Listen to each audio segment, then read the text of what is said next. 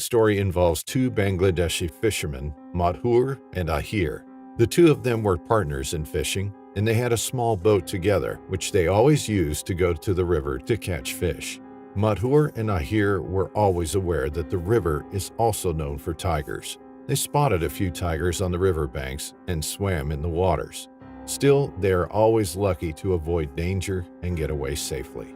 Until one day, the two of them were fishing at their usual spot. Unfortunately, there were little to no fish in the area. Ahir suggested they should head back and go fishing another day, but Madhur demanded they continue fishing, as this would affect their business. Ahir agreed and decided to go to an area they usually don't visit. Luckily, they caught more than a few fish and headed back immediately when Madhur asked if they could take a quick rest at the boat. Ahir scanned the area for potential dangers, such as crocodiles or tigers, but found none. Madhur then decided to take a little nap as Ahir stood guard. After a short while, Madhur was still sleeping when Ahir noticed something strange about the water. The waters were calm just a while ago, and now it looked like something was moving underneath. Ahir thought it was just a crocodile passing by, so he sat still and didn't move a muscle. He observed the waters and saw it was calm again, which relieved him for a brief moment. To his surprise, an angry tiger suddenly sprung up from the water and tried to lash onto the boat. Madhur immediately woke up to the sudden attack and was surprised to see a tiger trying to thrash Ahir with its front paw. Ahir tried his best to shrug the tiger off his body and pleaded for Madhur to start the boat's engine already. Madhur started the boat and he grabbed a paddle and began to hit the side of the boat to scare the tiger away. The tiger was so alarmed by the boat's engine and paddle that it swam away as soon as the boat began to move ahead. Ahir heaved a sigh of relief upon getting away from the tiger. Madhur decided to check on Ahir and saw that the tiger attack caused minor cuts and lacerations on his arms and hands. The two of them promised never to return to that area again.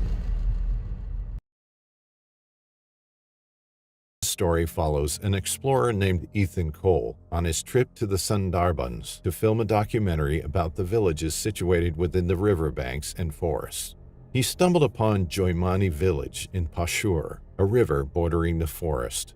Ethan decided to spend a few days in the small village with his team of two other explorers, Annie and Jonathan.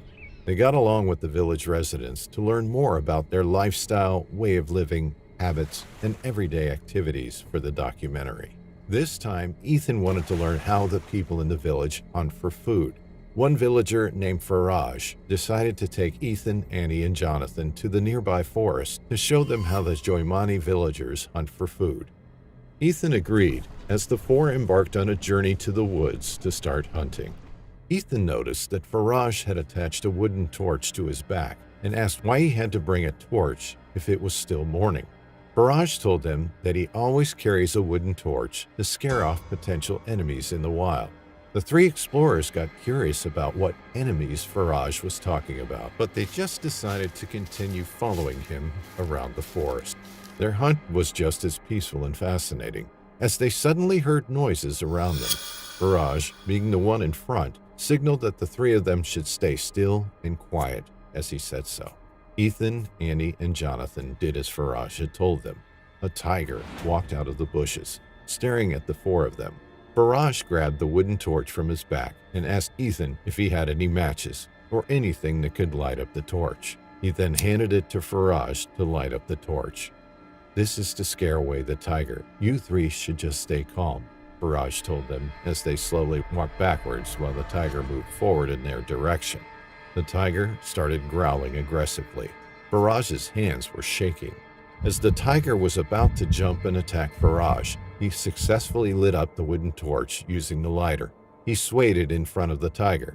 The tiger was startled by the fire and hesitant to go near Faraj and the explorers. Every time it tried to charge them, Faraj sways the torch closer to scare it away, and the tiger will terrifyingly resist.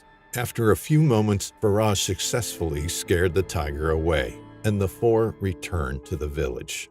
Still in shock, Ethan was amazed and scared by what he had just encountered in the forest earlier.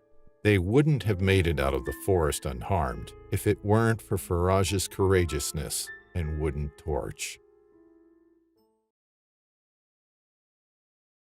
Today's story takes us to Satpura National Park, a tiger reserve located in the Hoshangabad district of Pradesh in India.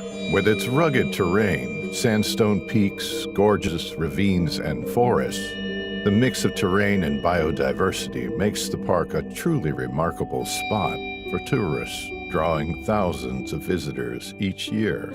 Those who wish to experience India in style would be in for a treat if they chose this park. However, for one lone hiker, he would get a little too close to the wildlife and would realize that the big cats of India are not to be trifled with. Joseph Mfone was a Malawian native who spent his time traveling around the world, looking for the best spots and sights for his travel blog. He believed himself to have a private connection with nature and found that a lot of animals took a strange liking to him. His most popular story was when he had met with a wild cobra and managed to get the creature to leave him alone by singing to it. His latest location was Satpura National Park. He had come to see the elephants in hopes that he would connect with them. Once he arrived at the park, Joseph spent a few hours talking with a local park guide, learning what he could see and do. While he didn't need guides for when he went out into strange lands, he did his homework and made sure he knew what he was walking into. After learning everything he could about the park, he found a hotel and planned his route the next day before heading off to bed for the night. By dawn, he headed out, taking one of the more popular trails. He knew that during the day, the path would be filled with tourists, so he left early to beat the rush. After half an hour of hiking, he found the elephants. They were all in a corner where they had spent the night staying close to a small pond. From a distance, Joseph watched with keen interest. He spotted some of the small calves with their mothers. They trotted around, spraying each other with water from the pond, which they rushed into, took up water with their trunks, and then sprayed up in the air. Joseph was tempted to get closer, but he knew that wouldn't be the best move. Mothers were protective of their children, and if one elephant charged him, the entire herd would come after him. So he watched them from a distance, taking photos and making videos, which he would later use for his blog. 2.5 hours later, he left them and continued making his way deeper into the reserve. As he moved through the trees, he saw flying squirrels moving from tree to tree as he hiked down the path, disturbing the creatures. From a distance, the spotted deer turned and made eye contact with him before turning back to run off. Joseph took a drink of his water as he realized he had come to the far end of the trail and was now venturing into parts of the park which were rarely visited by tourists. He had gone off the trails and was looking for what else he could find. A hornbill flew overhead, going so low that he could feel the wind from the wings of the bird on his hair. He smiled up at it as it flew away. He walked out to the top of a hill and took in a wonderful view of the entire reserve.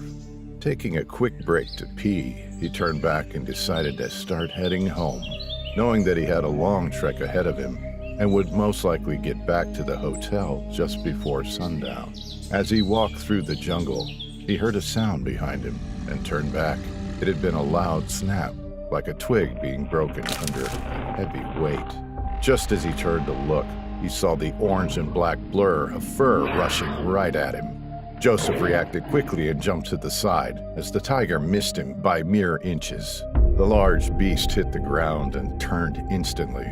For something which weighed over 500 pounds, it was incredibly nimble and managed to turn on a dime like a small house cat. Joseph took off running, getting a head start on the creature. The tiger had smelled him long ago, a smell which it was familiar with.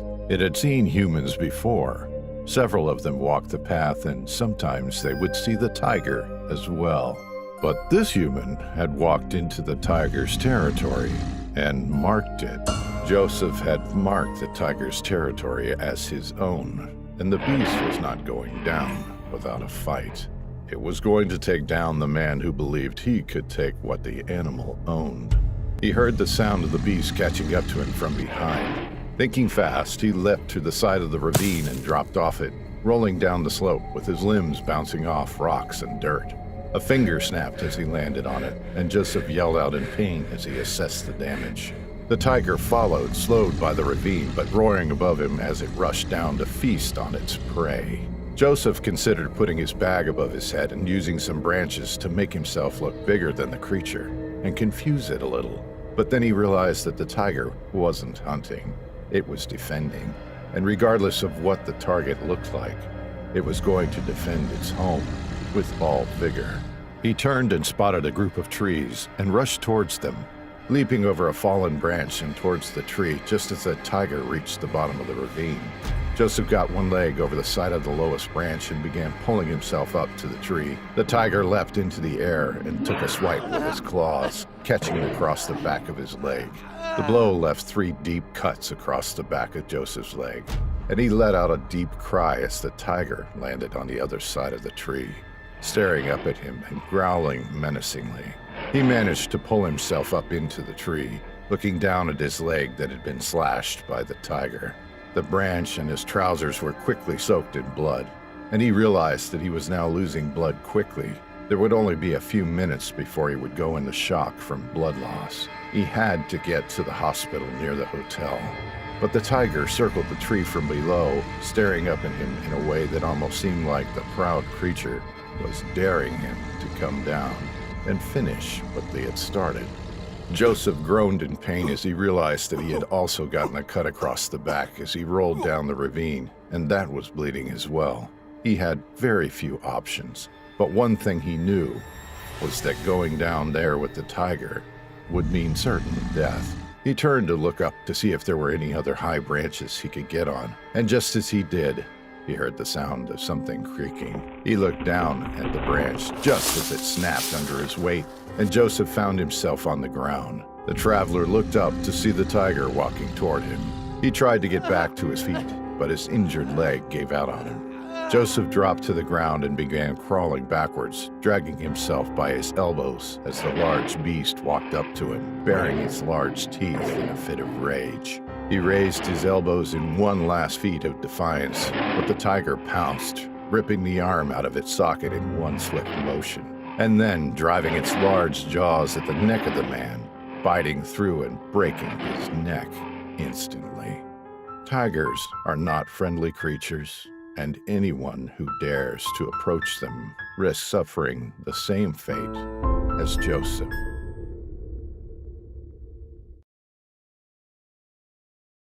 Story takes us to a tiger reserve inside the Bandhavgarh National Park in India.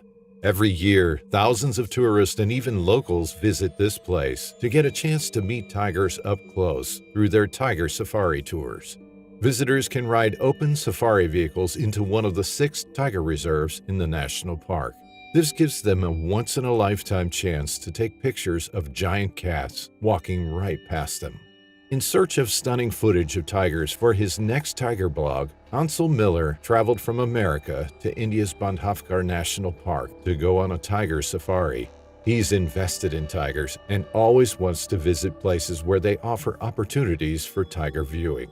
Ansel rode an open safari vehicle along with 8 other tourists.